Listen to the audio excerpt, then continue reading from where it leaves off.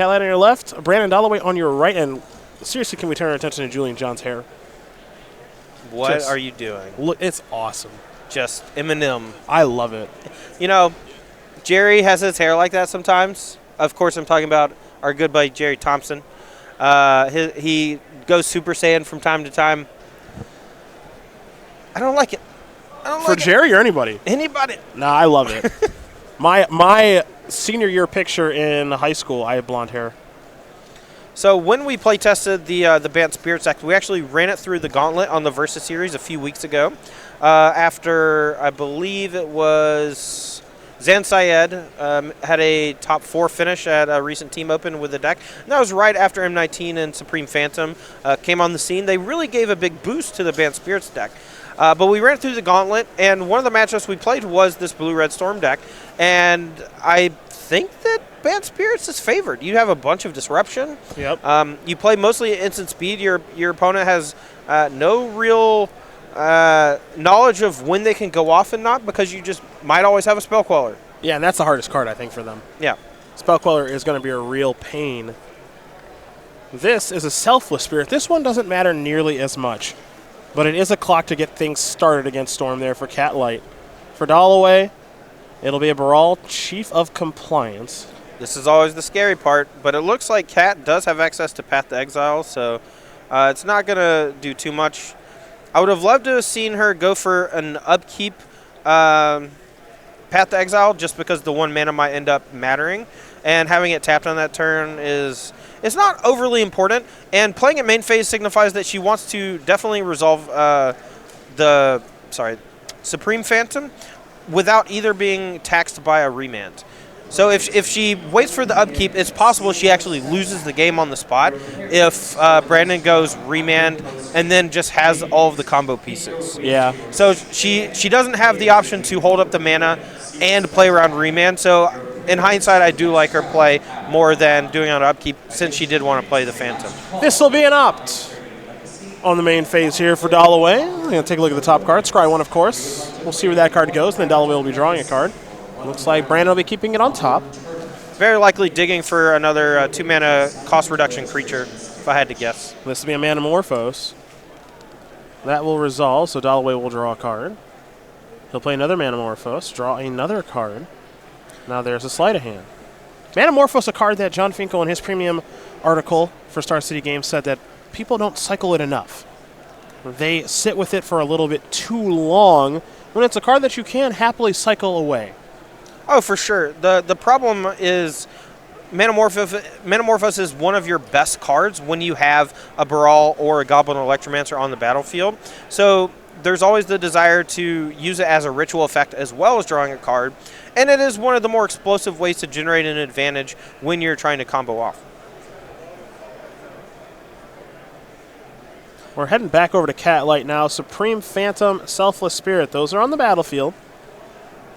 The follow-up is a Phantasmal Image. Going to copy another Supreme Phantom. So this will be a bit of a faster clock as we head back over to Brandon Dollaway. So I don't think she quite has lethal next turn. Looks like she has a total of 8 power. I think Dollaway should be at 11. And but that can change quickly if she has another Phantasmal Image, another Supreme Phantom, or a Drog Skull Captain. So there's a possibility that Brandon's under enough pressure that he has to just go for this turn. But he can clear a lot of the battlefield from Cat's side with something just like a Grape Shot. Like, Grape Shot will clear the Phantasmal Image even if Cat goes for the Sacrifice Selfless Spirit. Yep. Just because of the ability on Phantasmal Image itself. Dollaway fanned out his hand.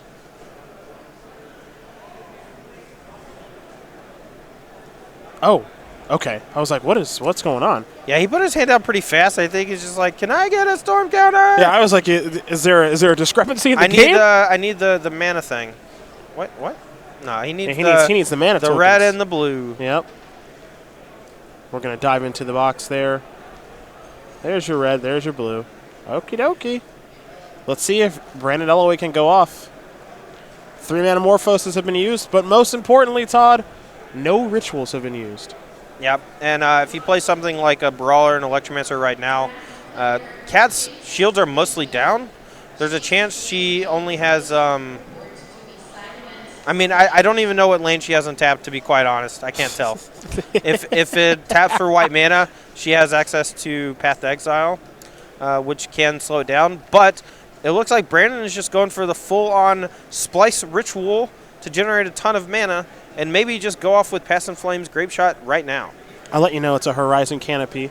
Tight. There you go. I knew that before you put the picture up. All right. I promise. Here's a Past in Flames. Past in Flames is not going to generate a ton of mana here, basically breaking even on mana because you're spending 4 to replay some rituals, and the Manamorphoses are break even. He's basically just trying to get enough mana so that he can go Grape Shot, remand his own Grape Shot, and then Grape Shot again. That could be the plan here for Brandon Dollaway, as he'll play a Desperate Ritual from the graveyard. Now, we said kind of earlier, maybe perhaps a little bit of foreshadowing, or I don't know if you're from the future or not, but you can't. It's very difficult to win without a cost reducer. Oh, for sure. We'll see about that. It can be done, and it usually involves splicing a Desperate Ritual on a Desperate Ritual.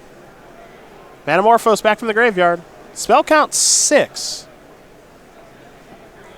So he has 2 more Manamorphose he can just burn, as well as another Ritual to gain another red mana. And he's playing it a little cautious here, just in case he whiffs. Whoa, looks like he found Gobo Electro. And since everything in his graveyard is an instant, he can go like play Electromancer and then put his minion on the stack as he has access to red mana if Cat goes for a Path to Exile. Use a red, use a blue.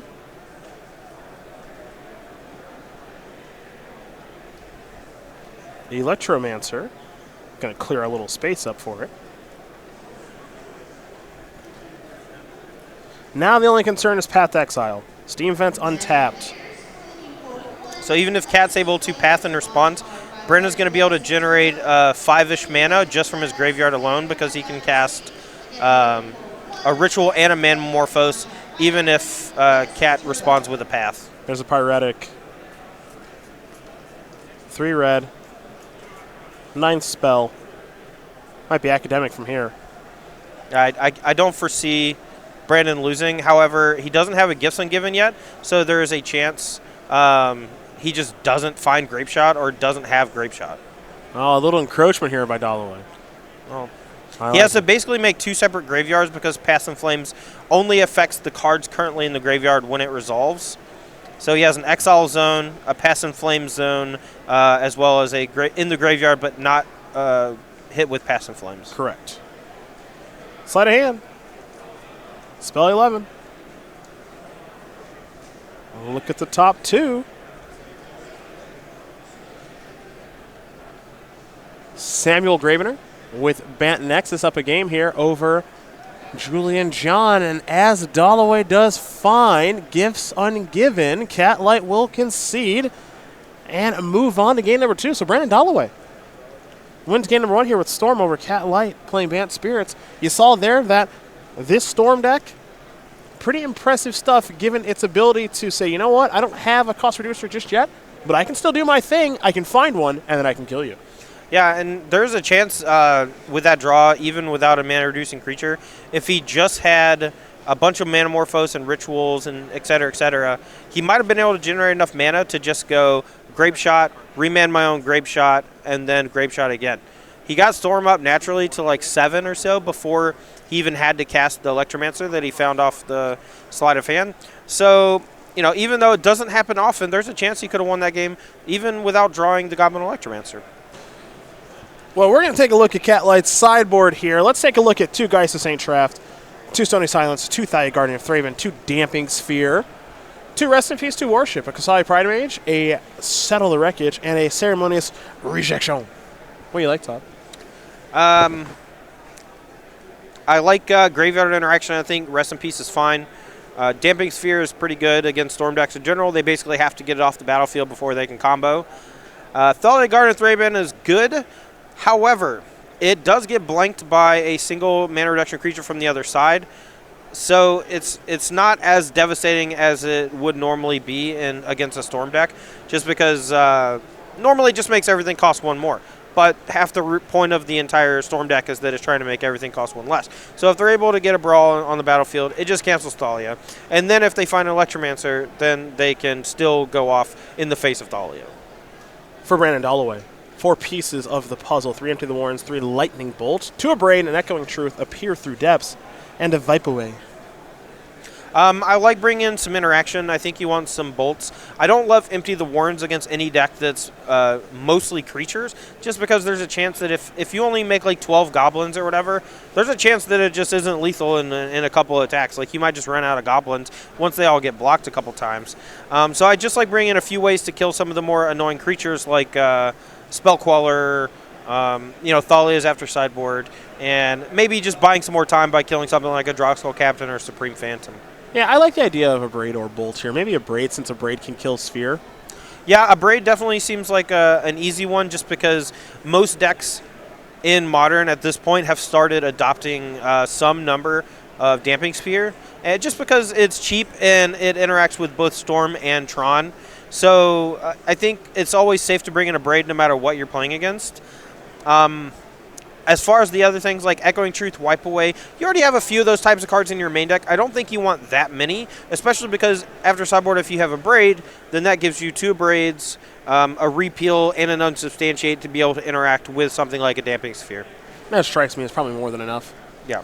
4 of that type of effect is probably going to be just fine, as we know that our players there in Legacy are still battling there. Peter Tubergen with his trusty Pepsi hat against Timothy Schulz. That's Blue-Black Dust Shadow against land. You can see at the top. Still battling it out. Dollaway up 1, as is Samuel Graebner with Bant Nexus. Well, these players are getting ready here for game number 2. We are going to talk about our Guilds of Ravnica's pre-release playmat. Now, we want you to register for your pre-release, of course, because we want you to play with Magic's newest set. But if you play with one that is partnered up with Star City Games, you will get access to this fantastic playmat. It is Meals on Steel. That's the name. And look at our creature collection animals, Todd. Just taking a little break, getting a little lunch in. And what those animals don't know is that Hippo's actually going to eat them all. What they also don't know is that you'll never get to do this at a Magic tournament. How do you know that? Eating lunch is impossible. Oh, well, that part, yes. I thought you were talking about on a crane in the air. Oh, no, that's terrifying. I don't know. These are all the characters, or not all the characters. It is a host of characters from our creature collection, all kind of hanging out after a hard day's work, to take a little break. It's a nice little image. Got a fox. Got a kraken. That's Slobber and Mile Driver, sir. I'm sorry. Got a kraken. Yeah. Got our hippo that Patrick and I protested for almost 2 years until they finally gave in. Bunny, and it appears as though a cat. Aw, and a couple birds. Why don't those birds have food? I don't know. What's the deal with that? Why don't they just share? Stupid bird. Yeah. No, the bird should get to eat. Go to StarCityGames.com/pre-release. September 29th and 30th. You know it's going to be here in like a week, right? Like this new set is just going to be here. That's how time goes. Actually, it's, a month, but I know it feels like it's probably like a month and change away, but the reality is like in 2 weeks, because I had to look at the schedule for September, in like 2 weeks, we're going to be talking about Guilds of Ravnica cards. Mm-hmm. They're probably going to, we got like this B&R announcement this week. We got who knows what next week. And then it's going to be like preview season for Guilds of Ravnica, which I'm excited about because every time we go back to Ravnica, it's pretty dope. I'm honestly, I am super salty about how the rotation changes happened. We had an announcement years ago now where we were going to start doing rotations every 6 months, but it would rotate half as many cards as a normal rotation. But that just means that every 6 months you basically get a fresh standard format because like an entire block rotates out. Okay. Now every all those 6 blocks. Months? Yeah, there was going to be one in the fall and one in the spring. Oh, okay. The only time that actually ended up happening, they did it one time, and it was with Dragons of Tarkir. When Dragons of Tarkir came out, they rotated, I want to say, the Heroic block, Theros. Okay. I think that's what happened. But they basically only did it one time, and then a couple weeks before they were going to do the new rotation again a year later, they decided to revert on it because people were upset that their cards were rotating out of standard so quickly, which is a reasonable concern. However, Now we have Kaladesh finally rotating. It's been almost 2 years. Seriously feels like it's been here forever. Since the first Smuggler's Copter was cast. I haven't played in the Players' Championship in quite a while. Yeah. Smuggler's Copter had been out for 3 months then. Wow. Yeah. That's crazy. Yeah. It was in my deck, and it was great. Yeah, obviously it's Smuggler's Copter. Of course it was great. So that's how long Kaladesh has been at Standard. That's how long it's been ruining Standard? I mean, multiple cards from the format have been banned, and they came from Kaladesh. I like Kaladesh. I hope we go back there soon. Vroom, vroom, vroom. I like that set. Geist ain't trapped on turn 2 here, folks, by the way. So this is a hotly debated card in the Spirits community. Most people are content with just playing a few, like 2 or 3 copies in the sideboard. It's one of your better cards against decks that are heavy on removal because it has hexproof and attacks for large chunks of damage. However, in matchups that don't have blockers, it's also pretty good because it generates the best clock you can have for that casting cost, and it closes games very quickly. So you don't need, a ragtag group of Selfless Spirits and Supreme Phantoms. You can just play Geist Ain't Trapped and sit on Spellcaller for the rest of the game, and that's good enough. That might be good enough this particular game, as Catlight's going to search up a Plains here. I wouldn't be surprised if Cat goes double spell and threatens lethal next turn. It should have been a swing for 7 if I'm not mistaken, unless the Exalted trigger. I mean, there's always a bit of confusion between Exalted and creating tokens mid-combat, but looks like we got those fixed. Looks like Cat's holding up 4 mana. What could it be? Collected Company. Going to be in response to Baral. Yeah, try to hit a Spellcaller to lock it down for sure. Oh. Dollaway expecting to lose Baral there. Yeah. Looks like she has a Supreme Phantom as well as a Mausoleum Wanderer. So I don't think it's quite lethal just yet because of the ability to block from the Baral Chief of Compliance, but it's still a fair chunk of damage in the air. Yeah, that's quite a bit, actually. Let's see what else. What Cat find? Another Coco, and she has a land and a Path to Exile. So she can go main phase Path. As long as it doesn't get remanded, she can Coco, hit 2 more Spirits, which will pump the Mausoleum Wanderer. And I think that's game if she hits perfect. All right, well, there's Path. Yeah, here comes a remand. There's or an unsubstantiate. This if is you're even targeting better. Baral or Yeah. the... Oh, okay. So he's targeting Baral. This is obviously the safer play, but if Cat just hits the nuts on this Coco, the game ends on turn 4 right now. I say go for it. Do you go for it? I think so. The fact that you still have Mausoleum Wanderer, and you could hit another Mausoleum Wanderer, it's the odds of winning the game are not low. Phantasmal Image. Right. So right now the Geist is 6, the Mausoleum Wanderer is 8, and then 1 from the Phantom is 9. 2 creatures come in, that's 11, and then Phantom pumps them all, so that's lethal. That's game. That is game. Cat Lights. Say it. With a very, very good draw there in game number 2, taking care of Brandon Dollaway. Bant Spirits, Storm getting ready here for a 3rd and final one. That's some of the power there, folks, of splashing green in the deck. I know that Todd Stevens and others playing Blue-White Spirits here this week, and I know Todd Stevens, he's playing Humans, but he really did like Blue-White Spirits as a choice and thinks it's the better of the 2 Spirits decks. However, those green cards, that Acceleration and Noble Hierarch and Birds of Paradise and the power of Collected Company, maybe, Todd, maybe those are better? I mean, I've always loved Coco as a card in decks like these. I was very surprised the very first time I saw the Humans deck, and it didn't have Collected Company.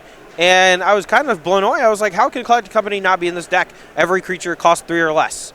And but the fact that you had to play Ancient Ziggurat to be able to cast all your spells means that there are occasions where you just don't have 4 mana that can actually cast Collected Company. Plus, you don't get to play Cavernous Souls, Unclaimed Territory, because you won't reliably have access to green mana. So you'd have to take a ton of damage from your mana base in order to be able to cast it. Bant Spirits, however, only 3 colors. 3 colors is not a hefty sum amount in Modern.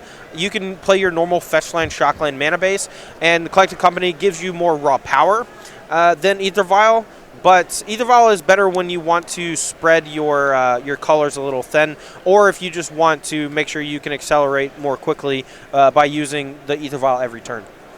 Well, these two players are getting ready here for game number 3. Quick scoreboard update for you. Peter Tubergen, did win game number 1 there over Timothy Schulz. So that's Blue-Black Death Shadow up a game there over Land. Samuel Graebner is currently up a game there over Julian John. Bant Nexus up a game over Red-Black Aggro and Bant Spirits. Storm there go to a third and final one. Advantage to Bergen, Light, and Graebner. We'll watch this continue here. But first, a quick word from the people over at Ultimate Guard.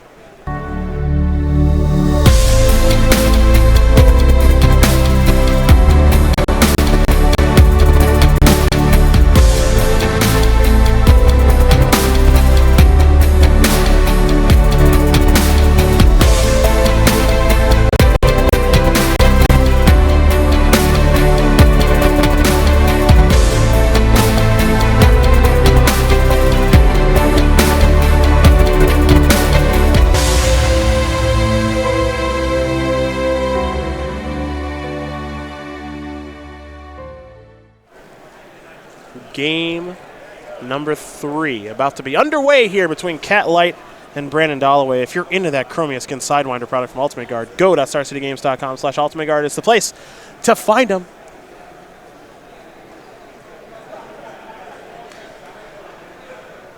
Cat gonna check in with Peter, make sure the hand's okay. It is. Let's do it. It's kind of one of the awesome things about team tournaments is being able to communicate with your teammates if you have a tough decision. Now, you'll see once you get to the highest levels of the Pro Tour, Josh Utter-Layton does not need insight from Martin Juz on how to play Blue-Black Death Shadow and Legacy. In fact, there were multiple times where they came over to watch and, like, you know, they were like, hey, you need any help? And he's just like, no, I'm good. Nah. But, you know, not everyone is Raptor. Josh Utter-Layton, not everyone is in the Hall of Fame.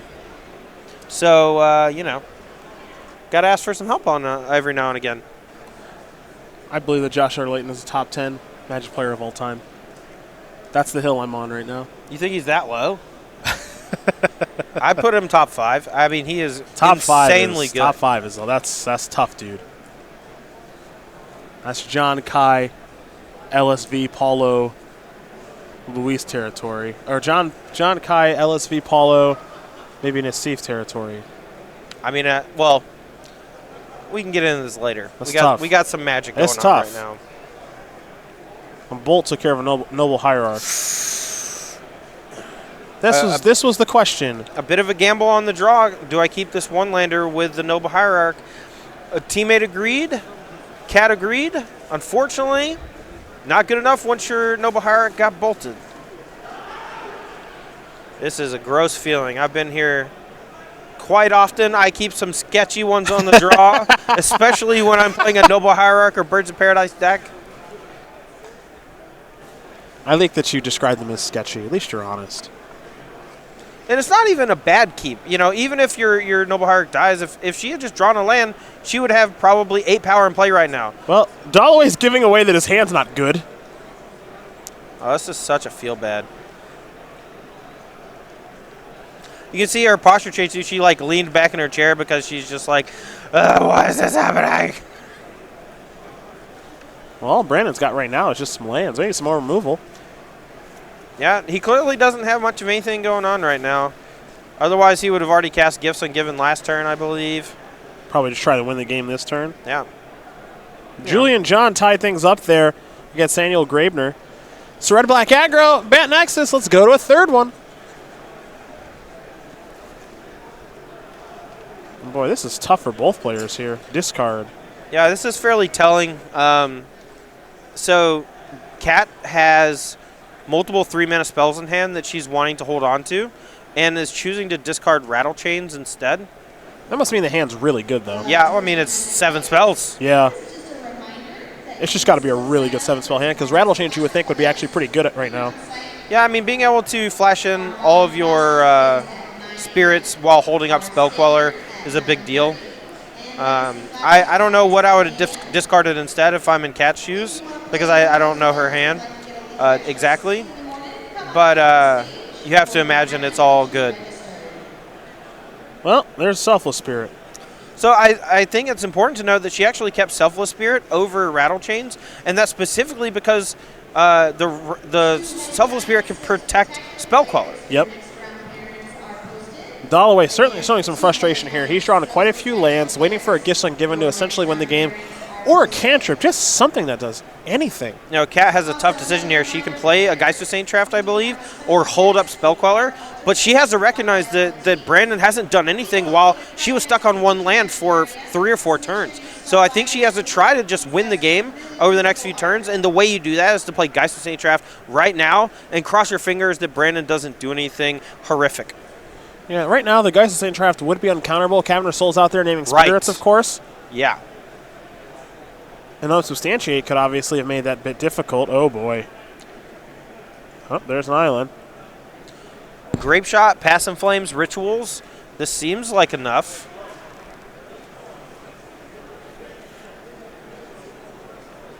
Well, Dollaway is starting to actually sit up in his chair a little bit. Yeah, the body language change is a dead giveaway. Yeah. And, I mean, obviously getting out the Caleb Share token. You don't usually do that unless you're going for the kill that turn. Desperate Ritual. Grape Shot. Past in Flames. Yep. Grape Shot. Yeah, that's enough. So the first one's for 3, the second one's for 4. That's 7, putting Cat down to 9. And then Past in Flames plus Grape Shot is enough. 3 and 4 is 7, and then 6 and 7 is 13. Yeah, that's plenty. Brandon Dollaway going to win this match here over Cat Light. Storm going to take care of Bant Spirits. I guess we're headed down to Standard Row here, Todd. We are going to watch Julian John. I mean, I can't pass up on that here. You kidding me? Look at that. That's lit. Please watch Death Shadow. I just want to see more Death Shadow. That is lit, as the kids say. Look, I think we are legally not allowed to use that word. Really? There's a legality there? Yeah. Why is we're that? too old. Dude, 32 is not that old. It's too old to say lit. That's probably true. In a non-ironic context. That's probably true. Jeez. Also, fam. I refuse that. I don't use that. I kind of like lit. Actually, I like the fire emoji. That's what I like. I don't really like lit all that much. I do like a fire emoji. So on Facebook Messenger, you have 1 slot for a default emoji. Oh, yeah. Minus fire. See, you get it. Yeah. Although I'm tilted because it like immediately sends the fire emoji when you click it. It doesn't let you like go triple fire emoji in one thing. You just spam them with it. Yeah, but it's like individual fire. Yeah. No, I get it. You just lock them. Yeah. So wait, that means you don't have the thumbs up? Oh God, no. I love the thumbs up. I prefer big thumbs up too. I hold it down as far as I can. I've got the timing down so it doesn't pop. Yeah. I'm the big thumb guy. They made the thumb thing for me. I don't like that it's blue though. Can we mix up the colors? It's not blue on mine. Well, it's because you have a fire emoji. No, I mean like when you text me the big thumbs up, it's not blue. What color is it? Brown. Oh, that's the actual thumb up emoji. That's not the Facebook one. Oh. Yeah. First of all, I text you a black thumbs up. Do you get why? Right. Yeah, that's why. Because my hand is black, so I switched the color. I feel like this is a trap. This is no trap at all. I'm not leading you into a moment that's gonna go viral. That's just you can change the emoji color, but the Facebook thumbs up button is blue. You should be able to change. Okay. Now I know what you're talking about. There you go. See, now he's with me. This is not a viral moment you should be scared of. Let's watch Bant Nexus. I actually want to see Bant Nexus just kind of do its thing once. Jonathan Job failed us earlier. I don't. I love it. I have played against my fair share of decks playing the card Fog. It's not fun. You don't like it? Not really. I mean, this isn't a true quote-unquote turbo Fog deck. You know, we saw there was a standard format a while back that had Howling Mine in it, as well as a bunch of Fog variants. I think it was a blue-green deck. Had Jace Balerion in it. Oh yeah. I hated it. I love it. I hated it so much. What kind of deck do you like? Do you like less? Like that kind of deck, or like the Howling Mine Temple Bell Rune Flare trap? Because I know you don't like that. That one, no. That one's funny. That one's like, I think I can beat you with this deck, but I know it's not good. But whenever it's like a legit good strategy, like I think this Bant Nexus deck is legitimately a good deck. I agree. And the like old, Howling Mind decks were legitimately good decks. In Modern, you're just kind of screwing around. Do whatever you want. I liked Temple Belling people. I thought it was sweet. Duress took care of a search for his Kanta. A mountain there for Julian John right off the top. There's an attack for 3. Yeah, it's really important from the aggro side that you try to keep your opponent off of their engine cards. Like we talked about earlier, if the Bant Nexus deck doesn't have an engine going while they're casting their Time Walks and casting their Fogs, they just start to run out of resources. Yeah. There's a negate on the Duress. Well, can Daniel Graebner find something like a Teferi? I mean, that's it. We haven't seen Teferi at all out of the Fog decks yet. So if he hits it soon, he may be able to untap with it and keep protecting it. And that's how the deck actually gets a significant advantage. However, if you're cycling Fogs, if you're using negates, like he only has 2 cards in hand, Julian John has, I'm guessing, somewhere around 4 cards in hand, 6-ish power on the battlefield. And he's just putting the screws to Sam's Bant Nexus deck. Just firing off Duresses. Used 3 copies already. I just want to point out how good of a play that was from Julian. He attacked first before playing the Duress. Yep. That means that Sam can no longer cast his Fog effect because the damage has already been done, literally and figuratively. Well, Julian is a former Open champion, won a Team Open earlier this year in Dallas, which is where we are. He could be the repeat Dallas champion. Yeah. Though his teammates are a little bit different there. He was teaming up with Kevin King and Awesome Rossum. That's a good squad. Yeah, that's a good squad. All right, so now even through a removal spell, Julian is presenting lethal. Even through a Teferi Tuck, he's presenting lethal. So if Sam doesn't have another Fog next turn, the game is over. I know that Sam has a Fog in hand right now. I know that Sam has a Fog in hand right now. This we know. Okay. He cycled it. Well, he doesn't have a Fog in his hand anymore. A Gift of Paradise doesn't get him out of lethal. His other card is a Nexus of Fate. Yeah, it's the old expensive Time Walk. Yeah. That's I'm gonna mulligan this turn. Yeah. We're gonna see if we can do better next turn. Let's try again next turn. And this is exactly what I talked with you about on the Cedra Phillips podcast. This Bant Nexus deck, the Nexus of Fate is a fine Magic card, but it costs 7. You have to do something in addition to casting the Time Walk. Otherwise, it's not enough. Well, better find a Fog now off of Teferi. Didn't get a great. What's that? I didn't get You're a great dead? look at what that was. It's a land and a Gift of Paradise, I'm pretty sure. I think you're right. I think it's a Hinterland Harbor. All right, untap these. Go ahead. It's possible the other card's a Root Snare, and I haven't seen it enough. He's definitely going to swing at the face. He knows that if he doesn't have a Fog, he's got to go for the kill anyway. There's only a few cards besides the Fogs that could do much of anything at all anyway. Bobo. I don't love playing a Bomat Courier into a potential Settle the Wreckage, though. That's the only thing I don't like about this play. I like it. I like the gusto here from Samuel Graebner if he has nothing. You got to kill me. I'm not conceding.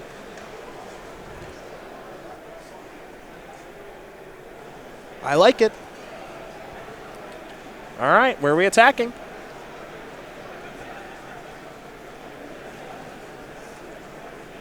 Ragavan and everybody else. Where are we going? Will Julian John maybe overthink this a little bit? Trigger. Well, he's 100% putting lethal at Sam. Okay. But he's still going to try to play around Settle the Wreckage as best as possible by leaving a Scrounger back. Well, that's a winner chicken dinner there for Julian John.